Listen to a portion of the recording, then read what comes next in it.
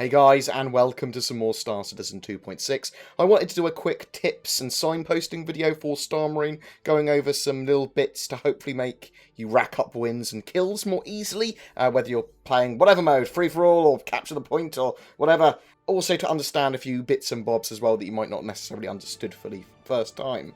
So weapons. You can hold two weapons and a pistol as well. Make sure that you set your loadouts before you enter a game, as it's well worth doing. Light armor can only carry one weapon and a pistol, and medium armor, which I do recommend much more heartily than I do any other thing. Medium armor will, at the moment, win you games. You can carry two weapons with that and a pistol, so go for that. The Ballistic Smg is medium damage, good range, accurate, but requires reloading. It has 30 rounds. It is my recommended default weapon to pretty much everyone. There's a laser rifle as well, which is low to medium damage, good range, it's accurate, and doesn't need to reload. It basically does a little bit less damage, really, than the Ballistic Smg, but it doesn't require reloading. It's got a load of ammo in it. The energy shotgun, high damage, but short range and erratic damage. You do need to hit them with those shots, and they're a little bit sort of like lucky sometimes that they could just go all around them or miss them entirely. Again, it doesn't really need to reload. The energy sniper as well is high damage, very accurate. You can zoom with it pretty well, and you can hold to charge shots, which is what you want to do to be able to do that massive amount of damage. But because of lag and latency, I don't recommend it too much unless you're on a very good ping, very good server. Rather than reloading a weapon as well, consider pulling out another one instead. Even your pistol is better than having to reload while you're in close quarters combat. You can also pick up weapons in a match too, so just remember that, as well as ammo and grenades from ammo boxes. Ammo boxes will basically fill you back up, and they're just found around the levels. And we'll talk about exactly where in a second. Grenades. Grenades can be cooked, so that's literally holding them in your hand with G before you throw them. They can explode in your hand, just remember that. They can also be shot. Now, shooting them doesn't detonate the grenades, but it does push them away with physics. So you can technically shoot grenades away from you to save your life, or to shoot yours and your friends around corners in some place they wouldn't normally be able to get to. So try doing that. Try practicing with that. It is a cool little skill. It's not particularly practical to do it in a high-tense situation. If you've got enough hours, you'll probably get pretty good at it. Try learning to shoot for the head over pretty much everything else. Getting those crippled headshots means you just kill that person. You just take them out so quickly. Same with the torso. Torso and head is what you want to be aiming for, primarily the head. You can kill anyone with enough bullets, but you'll also get blood loss from some wounds as well, which will slowly drain your life until you're dead, or they're dead. You can use a medipen.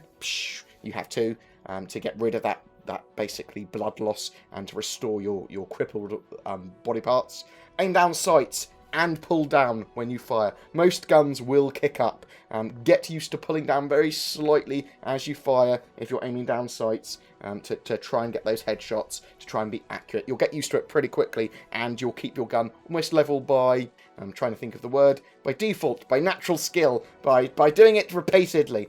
Some people hip shoot very successfully though. I'm very much an aim down sights gunner, and getting those headshots at pretty long range as well. And you do have a significantly long range, even with that default SMG, and that Ballistic SMG, I really rate that. There's also occasionally a bug where your weapons won't fire. To fix this, every time I spawn, I hold R to put away my gun, and then bring it out again, just in case. I get used to that, so that I don't have to worry about my gun not firing. Use your radar. So you want to use your radar to ID enemies, but also to see what your teammates are doing on team play maps. So the radar works on sight and sound. If you're crouched or prone, you make no sound from moving, but you can be seen on the radar if someone visually sees you. Firing a weapon or moving while not crouched or prone, even turning, will make you seen.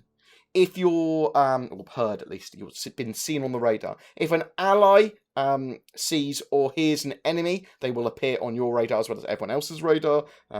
It appears that you have a 70-meter range when seeing a red triangle on the HUD above an enemy's head. That's not on the radar, that's physically on your HUD, saying, this is this person. So you've got 70-meter range for that. You can be heard through walls and obstacles, but will disappear from radar after roughly 3 seconds of not being heard or seen. And you can use this to set traps and bait people into areas, to hide or even intimidate enemies, I suppose, in certain situations. In EVA, you seem to be pretty stealth sound-wise, unless you shoot into an area and your bullet basically ends in an area with an interior physics grid. Twerk17 has an exceptional video exactly how the radar works that goes into a lot more detail. I will link that below. You do want to watch that if you want to understand the radar a lot better, but those are the basics of it. Maps. Learning the maps is your friend, and that just kind of goes into the play with the radar. Once you learn the radar and the maps, you'll know where the enemies are coming from confidently, and be able to work out where they are, if they're above you, if they're below you, exactly where they are on a map. Are they behind a wall? There are a couple of very useful maps that have been made by a gentleman on Reddit. I'm sure I'll get some done up myself at some point, but I will link them until we have our own. They're very, very useful, very well done. I used these to work out the locations of ammo and medi stations. That is something you kind of want to memorize if possible. In fact, I open that, because I'm not very good with my memory, on my second screen, so I have the map while I play, so I can glance at it should I need to, as basically almost a mini-map. I go, I'm here, oh my god, there's a medi station there. So, other than that, medi stations can really increase your lifespan. If you're holding an area of the map or need to retreat, being near these and grabbing more medi syringes, because every time you use them you'll get 2 more, or say up to a maximum of 2 that you can hold, and they're just a lifesaver. Just press F on them, that will use them to get them, and then jab yourself with V. But there are enough of these stations on the maps to not need to worry about spamming your syringes as well, as long as you kind of know where they are. So if you are getting shot and you're injured, use a syringe. If you're in combat and you're like, I'm going to die, jab yourself with a syringe even if you're in combat. It can, in a lot of situations, give you that health to be able to tank and get that kill, especially when both players are clearly panicked and doing weird dodgy moves. My own personal tips and philosophies on the game and the game modes and stuff. In point capture, you can win by capturing all the points. That's the idea. You want to get more points to win. And you want to work with your team to do this, try and communicate with them if you can. If you're on comms, that is the best thing you could possibly do. If you can get into games with multiple people on Discord together, you'll be winning those games much easier. But if you understand that spawn points have natural points that are easier to hold on each side, holding at least 3 points is a lot easier than trying to hold 4 in most situations. Trying to murder everyone in point capture isn't always the best idea. It can be in some situations. It is objective based though. In the free-for-all deathmatch, I concentrate on staying alive personally. Obviously, kills gets you wins, but I don't want to be easy points for another player. And I always look at it like, if I was in a professional match, I'd want to not die so that I'm not giving away points. That's the way I look at it anyway. Ammo crates and medi stations are your friends, as I said, so familiarise yourself with areas and how that radar works and that sort of stuff. That's all going to save your life. And melee is really a last resort. That middle mouse button to punch can get you kills, but it's so damn weak. It's like so many punches to kill someone, so just bear that in mind. Ping, lag and latency are an issue in Star Citizen as well. We currently have very limited amount of server scope, so we're going to have to wait for a while before we get to see good pings. When the player base increases as well, we start to get more servers, or at least more server coverage, so that everyone has a bit better ping-wise.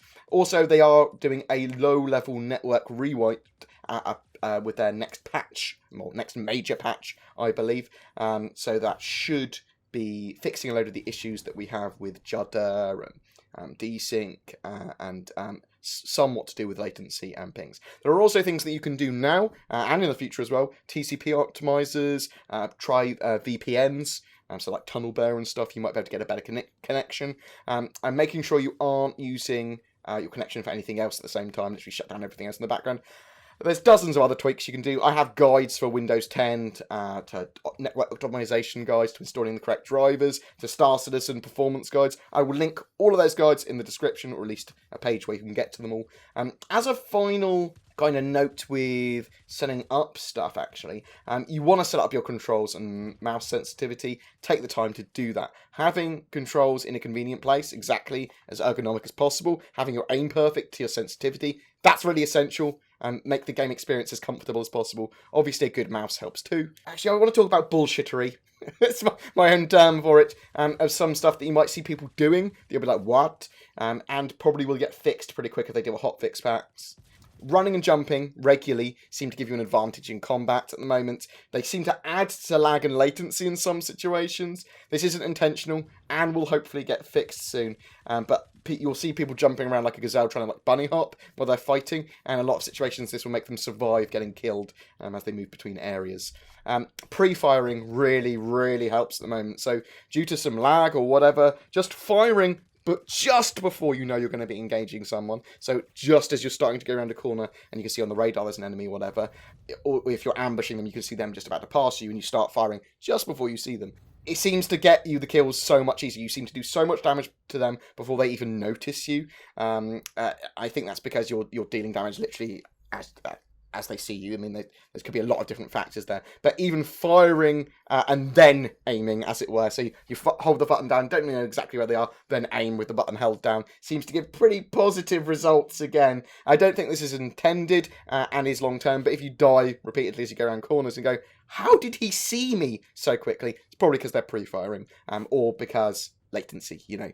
Hacks as well. There are hackers and hacks on pretty much every game. Star Citizen is no different. Just be aware that it's very unlikely there are players hacking in your game. There's going to be a very minimal amount of players doing it at any one time at all. So hackers will eventually get banned. And if you believe someone is 100% hacking, contact CIG via the RSI website on the contact forms there with any genuine proof you have. But please do not publicly call anyone out.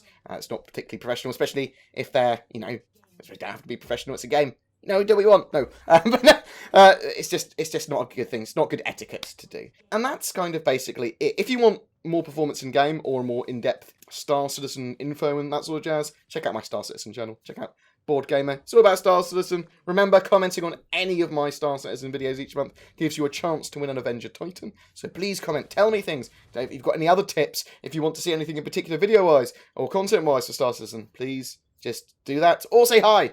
Also, don't forget to like and subscribe, as it really does help me. Happy 2017, guys, and I'll see you in the verse.